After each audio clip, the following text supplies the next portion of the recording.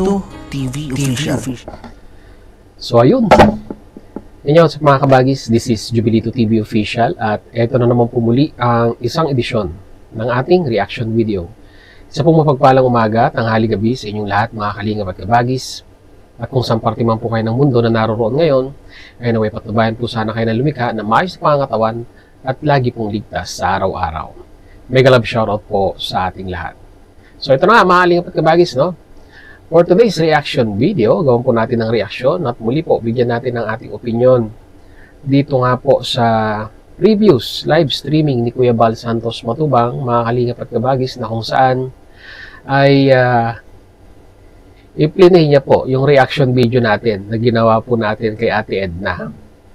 At ito lang naman po ay, di ba, pagpapaliwanag in layman's term regarding po sa purpose sa pagpapahiwalay, no, mga kalingap at kabagis, kay Dodong Roel at sa Kalingap. Although ang decision ni Roel as of now still standing po, sa Kalingap pa rin siya, pero sabi po siguro ni Kuya Bal ay siguro pinaka-the best talaga ng magpaliwanag at maintindihan hindi lamang ni Dodong Roel, pati po yung community na sumusuporta sa kanya, ang Rochelle, ay muli niya pong plinay yung ating reaction video. At yun nga, maaling at kabagis, no, nakakatuwa lang kasi dito ay may mga example siya ng mga kalingap partners na they take the risk, mga kalingap at kabagis, no, na mag-explore, ika nga, no, lumabas sa boundary ng kalingap at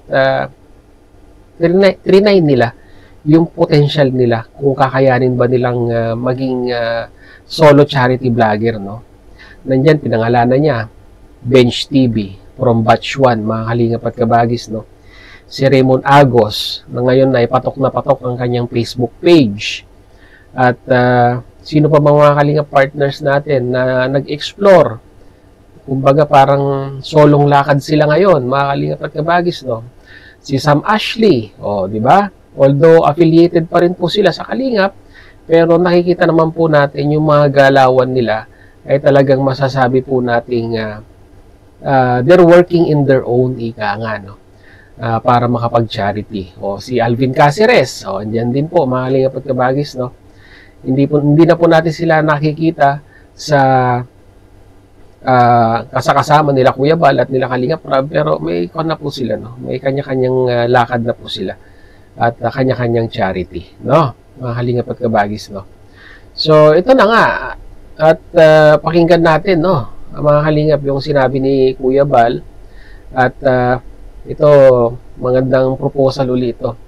Kumbaga, tignan natin kung ano na naman ang magiging opinion ni Dodong Roel dito, dahil talagang it is the best offer na nga, mga kalingap at kabagis, na pwedeng ibigay ng founder ng Kalingap sa isang charity vlogger na well capable na humawak na po ng grupo at palaganapin pa ang programa ng Kalingap, no. Yan po yan si Dodong Roel. So panoorin natin, mga kalingap at kabagis. Without further ado, ito po, panoorin po natin.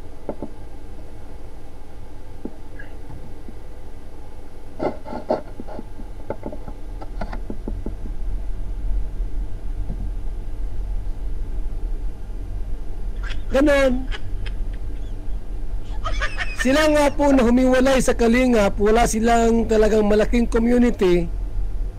How much more itong si Roel of Malalag na mayroong malaking komunidad. Ibig sabihin po, kaya niyang tumayo, hawakan, i-manage ang Rochelle community para makabuelo sila sa mga plano at programa. Yun po ang ibig kong sabihin. Kung sakali po na humiwalay na po sila at gustong ibalik ni Roel yung mga keyword, yung mga reactors, okay, pwedeng bumalik kay Roel of Malalag para po ma-reaksyonan yung kanyang mga yung kanyang talagang ginagawang pagcha-charity at iba po. FYI, no, mga kalingap at kabagis, no, Ang dati pong grupong Kerord ay ngayon po ay nasa grupo na po ng Vios, no? Sila Borloloy's Thinking, sila Wow Life, sino pa ba? Trending Pia. So, as of now, mga Kalingap at Kabagis, ay nasa kwan po sila. Nasa community po sila ng nasa GC po sila ng Vios, at muli po, tuloy pa rin po ang pag-reaction nila kay Dodong Roel, no? Mga Kalingap at Kabagis, no? Baka iniisip po ninyo ay tawag nito, na-dissolve yung grupo, pero ngayon ang magandang labanan ngayon, mga Kalingap at Kabagis, yung dating grupong Kerord ay hindi lang si Dodong Roel ang pwede nilang gawa ng reaction. Entire community po ng Kalingap at Kalingap partners pwede na po nilang reactionan. So mas may explore pa nila yung kanilang capabilities as a reactor, kasi nga po lumawak, no? Lumawak yung field ng mga pwede po nilang gawa ng reaction video. Siguro po ang pinaka-the best namin gawin, hintayin namin si Kalingap Awe. Yan, pinaka-the best. Para mas linawin namin. Ano po, kasi mga Kalingap, ang Team Rochelle po ay lalaki po yan. Lalaki po yan. Baka maunahan pa nga po yung Team Kalingap paglaki niyan. Kasi masipag si Roel. Oh, walang biro, mga kaibigan. Baka yung Team Rochelle po na pangunahan ni Roel of Malalag, talagang mas mag-boom pa yan. Diba? Kasi masipag po si Roel of Malalag. Marami siyang vlogger na kasama. Diba? Sila Alex Librada, John Rivera, Kuya Regan, Alpi TV, Regis Kim, nandiyan si Kalingap Victor. Marami na sila, yung mga kapatid niya. Kung ayaw isama yung mga Morales, nasa kanila po yan. Diba? Ibig sabihin, bago sila humiwalay po, ayusin po muna natin. Pag magsabi siya, Kuya Bal, kung isama sila, Daddy Donut, sa'yo na yan sa Kalingap. Okay, walang problema. Ano? Kung sinabi niya na ayaw kong samahan ng ibang, ito lang sa akin, itong Ruboys ko. Okay. So, kukunin ko si Daddy Donut, dito pa rin sa Kalingap po yan. Ang mahalaga po, mas lalaki at talago ang Rochelle community, mga kaibigan. At kung sakali po na nag-fail yung kanyang plano, anytime pwedeng bumalik sa Team Kalingap. Bakit? Pamangkin ko naman yan. Ang papa niya, kapatid ko. Oh, parang si Mighty Amy, kapatid ko. Ganon. So pagka halimbawa ay nahirapan na siya po at talagang parang di ko kayanin to, parang sasabog na ako nito, Kuya Bal, baka pwedeng bumalik sa Kalingap. Okay, no problem. Ang mahalaga po, nasubukan nyo. Nasubukan ni Roel of Malalag. Kasi nga po, minsan lang mangyari sa buhay natin na tulad ni Roel po ay nagkaroon ng isang malaking community, itong Rochelle community. Subukan lang po, di ba, na pangunahan, okay? Mga kasama kong mga vlogger, so nasa akin kayo ngayon, magplano tayo. May mga sponsor tayo, may mga viewers tayo sa ating community. So katuwang natin ang Kalingap, andyan naman sila Kuya Bal. Hindi pabayaan. Kung kailangan ng advice, pwedeng lumapit, di ba? Ngayon magplano. So ako ngayon ang presidente rito. Ako ang presidente, Roel of Malalag. Gawin kong vice president dito, Kalingap Awe. Ay, dae. O ikaw na, Alex, vice president ng ating team. Ngayon, sino ang ating sekretary? Sino magaling magsulat dyan? Ikaw na lang, Kuya Regan. Okay, auditor. Ano pala, tesorer? Tesorer, ikaw. Sino dito ang pwede mag-tesorer? Ay, dahil mali. Si ano lang ang ating sekretary? Si Angeli. Okay, si Angeli. Treasurer, sino? Masabi si Roel, Ma! Ito na lang mag-treasurer, Ma. Mama ni Maricho. Ayoko! Hindi ako vlogger. Si Papa mo na lang. Masabi si Awe, Hindi ako dyan. Doon ako sa Kalingap kay Papa Bal. Wala problema. Sigurito ang hindi para budol. Ikaw, Mari, para budol ka? Hindi po. Gusto mag-treasurer? Kayo, kung pagkatiwalaan niyo ako, Maria, ikaw ang treasurer. Okay. Sino ang auditor dito? Dapat dalawang auditor, ang ating auditor kasi milyon ang pira natin, milyon. Ikaw na BGSK, auditor ka? Okay. Wala problema, idol. Sino pa dito, auditor? Parang wala na iba rito auditor, ha? Alpi! Sige! Kompleto na po. Ngayon, naplano sila. Diba? Ano ang gagawin natin sa programa? Invite si Kuya Bal sa ating, opening. Dito, dapat invite ang magiging guest speaker. Pupunta ako, guest speaker. No problem. Wala problema. So, iguning opening ng iyong, anong tawag dito mga kaibigan? Anong tawag dyan po sa opening po ng anong? So, kompleto kayo, walang problema. At yun ang simula ng inyong pag-usbong at paglago, mga kaibigan. Ayan mga Kalingap at Kabagis. Napakalinaw muli ng napakaganda naman talaga. Although kasi yung iba nami-misinterpret yung sinasabi ni Kuya Bal Santos Matubang, no? Nami-misinterpret tapos ginagamitan niya pa ng sound effect na patawa. Siguro doon po lalong naiinis yung ibang supporters ng Rochelle community na kung minsan ay iniisip nila na parang biro lang yung mga binibitawang salita ni Kuya Bal Santos Matubang, no? Pero kung ikaw po ay isang matagal na rin sa Kalingap at nakahalubilo mo na rin si Kuya Bal, ay kilala mo na po, no, kung paano po magsalita at paano po gumalaw ang isang Bal Santos Matubang, no?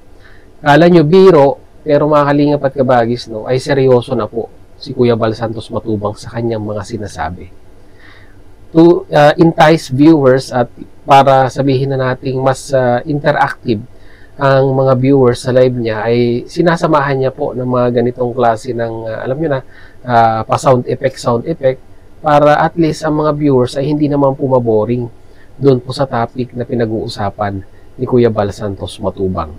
So, tama, maganda po yun, no, mga Kalingap at Kabagis. Samantalahin, ako nababasa ko rin po sa comment section, no, mga Kalingap at Kabagis, nung in-upload nating video doon kay Ate Edna. Ang gaganda ng mga positive comment na binibitawan ng mga viewers. May mga nagsasabi pa nga na samantalahin yung pagkakataon hanggat yung kasikatan ba ng mga Kalingap at Kabagis, no? Yung kasikatan ng community ng Rachel ngayon ay talagang nandyan pa rin. So, i-take yung opportunity, no, para sabihin na natin magsimula ang community ni Roel na ipakilala sa mundo na ito yung produkto ng pagtuturo ng isang Bal Santos Matubang. Ngayon na isa ng sikat at pinagkakatiwalaang charity vlogger, no. Maraming nagmamahal na sponsor, maraming nagmamahal na mga viewers, at talagang masasabi natin na handa ring dumipensa ang community ng Rochelle, di ba? Sa isang Dodong Roel pag siya po ay nababash dito po, no, sa social media. So ibig sabihin, mga Kalingap at Kabagis, ay talagang ito na po, no. This is the right time. Sabi nga po nila ay hinug na itong si Dodong Roel at talagang kailangan ng pitasin para po mapakinabangan, no, mga Kalingap at Kabagis, yung kanyang katamisan at yung sustansyang pwedeng makuha sa kanya dahil siya na po ay hinog na. Kasi maaaling at kabagis, once na si Dodong Roel is ma-overripe yan, maaaling at kabagis, ay ano po bang makikinabang yan? Imbis na makain po, or layman's term po itong, kung sakaling ma-overripe siya, ay hindi na po mapapakinabangan for consumption, ika nga, no? Ang makikinabang na lamang po dyan ay mga ibon, di ba? Maaaling at kabagis. Kaya, once again, maaaling at kabagis, ito na po yung pinakahihintay na pagkakataon po ng community ng Rochelle na ipakita nga po sa buong mundo ang capability na meron ng isang Dodong Roel. Which is sa tingin ko po ay kaya naman po kasi unang-una po sa lahat ay edukadong tao naman po si Roel of Malalag, no? Graduate po ng kanyan graduate po ng education. So hindi naman po basta-basta ang pag-aaral ng education, no?